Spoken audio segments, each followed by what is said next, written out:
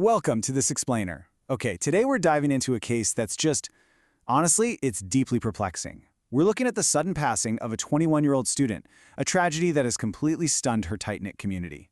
We'll be walking through the timeline, looking at her exceptionally healthy lifestyle, and exploring the massive unanswered questions left in the wake of her death. Right off the bat, we're faced with this huge question. How does a perfectly healthy 21-year-old just die in her sleep? I mean, how does an impeccably healthy young woman with zero known underlying medical conditions simply go to rest after her normal morning routine and never wake up? It's the exact question that's currently baffling medical professionals and, of course, her grieving family. Let's set the scene. It's Sunday, June 7th, 2026, in the city of Puri, over in the Indian state of Odisha, specifically at a rented home near the Jadeshwari temple.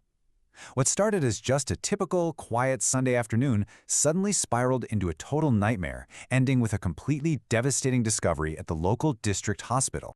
So let's get into Section 1, The Silent Sleep, a Student's Tragic End. To really understand this loss, you have to know who Sangramika was to her family.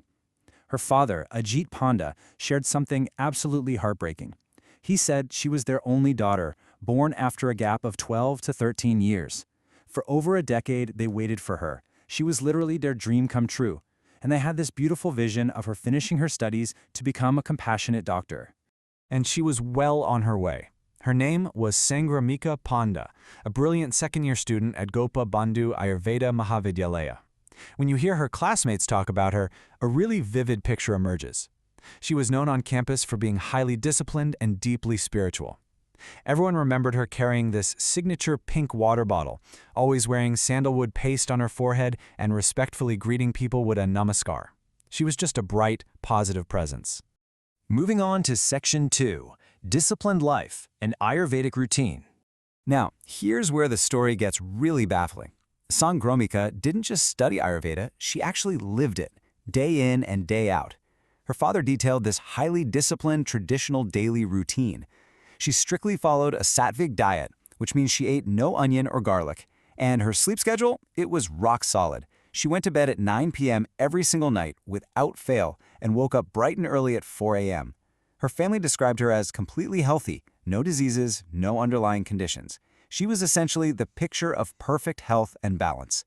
Which brings us to Section 3, the fatal timeline, a sudden turn. So knowing how strict her routine was, the contrast between her everyday life and her final night is jarring. Normally, she's fully rested and early to bed, right? But that final weekend, she completely broke from her rigid lifestyle. She actually pulled a grueling all-nighter, staying awake the entire night to finish 4 or 5 practical academic records. For a body that is so deeply conditioned to shut down at 9 p.m. sharp, this was an extreme physiological shock. Let's walk through that final timeline. Saturday night, she's up studying, just writing her records continuously. Fast forward to Sunday morning, right around 9 a.m., she finally finishes her work, she takes a bath, eats breakfast, and actually speaks normally with her mom. She just seemed tired, you know? So she heads to her room for some well-deserved sleep. But then, when her parents try to wake her up for lunch that afternoon, she is completely unresponsive. This leads into Section 4, Lingering Mystery, Unanswered Questions. Obviously, her parents were in an absolute panic. They rushed her straight to the Puri district headquarters hospital.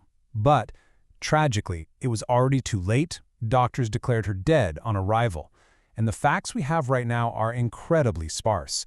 There were no visible injuries, absolutely no signs of a struggle. The exact cause of her passing is just a massive blank at the moment, with everyone anxiously waiting on the post-mortem report. It forces us to ask a really profound question. Can the sheer exhaustion of a single all-nighter actually trigger a sudden, fatal nervous system failure? Her own father has been grappling with this publicly, wondering if the immense stress of churning out those records put her nervous system under an unbearable strain, especially since her body was so totally unaccustomed to staying awake like that. It really makes you pause and think about the unseen, potentially lethal dangers of extreme academic stress. And now, Section 5, Community Farewell, a heartbreaking goodbye. The aftermath of this is just gut-wrenching. At the Swargador crematorium, Sangramika's parents were completely incapacitated by grief. I mean, understandably so. And because extended relatives either weren't there or couldn't make it in time, her fellow students actually stepped up.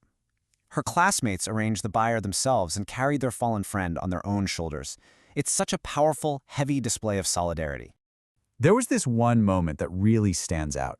Somyajit Patra, a senior student and the general secretary of the Students' Union, actually stepped forward when Sangramika's father simply couldn't find the physical or emotional strength to face the pyre. Treating her like his own sister, Somyajit performed the Mukagni, the traditional ceremonial lighting of the funeral pyre. Meanwhile, back on campus, the college held a solemn condolence meeting. The entire community is in deep mourning. But even amidst all the prayers and the tears, there's this shared, agonizing disbelief. As Somyajit mentioned, they still have no idea what actually happened or how she died. That total lack of closure is just hanging so heavily over the college right now. Which brings us to our final thought. While we wait for the post-mortem report to hopefully give us some definitive medical answers, we're left staring at a much larger, frankly terrifying issue. What is the true cost of extreme academic exhaustion? This tragedy is an incredibly stark reminder of the silent, intense pressure placed on students every single day. It's definitely a sobering thought to leave you with. Thank you so much for joining me for this explainer, and we'll see you next time.